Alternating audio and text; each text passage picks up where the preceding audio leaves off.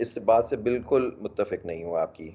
Audio leaks की पहली बात है कि उसकी वेरासिटी क्या है और क्या इसकी इसके ऊपर जजमेंट्स हैं। आपको याद होगा कि शहीद मोहतरमा बेनज़ीर भुट्टो की जब गवर्नमेंट को डिसमिस किया गया 1996 में, उसके बाद एक केस चला। वो केस रिपोर्टेड है। उसके अंदर एक इल्ज़ाम उस हुकूमत पे ये था कि जी ये ऑडियो उन्होंने ये टेपिंग कराती थी और हुकूमत कराती थी। तो उसके उस पे कोर्ट ने अपहोल्ड किया डिसमिसल इस ग्राउंड पे और कहा कि ये बिल्कुल फंडामेंटल राइट्स के आपके आर्टिकल 14 और इन सब की वायलेशन में होता है। फिर आपका एक फेयर ट्रायल एक्ट है उन 2013 का कि आप किसी की ऑडियो रिकॉर्ड नहीं कर सकते, हाई कोर्ट के जज की आपको परमिशन लेनी पड़ती है उसके अंदर।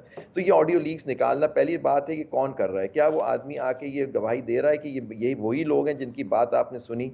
ये सारी चीज़ें आपकी सोशल मीडिया पे ऑडियो लीक्स आ रही हैं, सदर मुमलिकत की भी ऑडियो लीक्स आ गई है, वो he is the commander in लेकिन चीफ आबिद ज़ुबैर ऑफ। साहब, तरदीद कोई नहीं कर रहा। सर तरदीद एक चीज़ इल्लीगल है, उसकी तरदीद करने की क्या ज़रूरत है?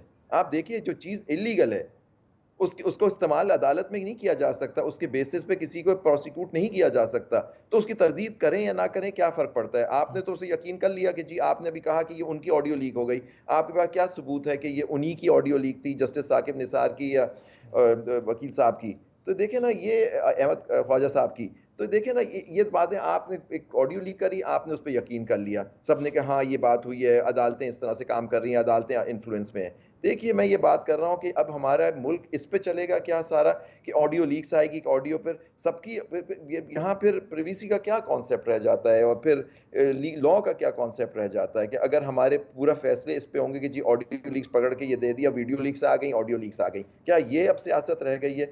ये इतने बड़े सीनियर सियासतदान यहाँ बैठे हैं जिनकी हम बहुत इज़्ज़त करते हैं। आप इनसे पूछिए कि इनका इनका क्या उस पे टेक है? रद्द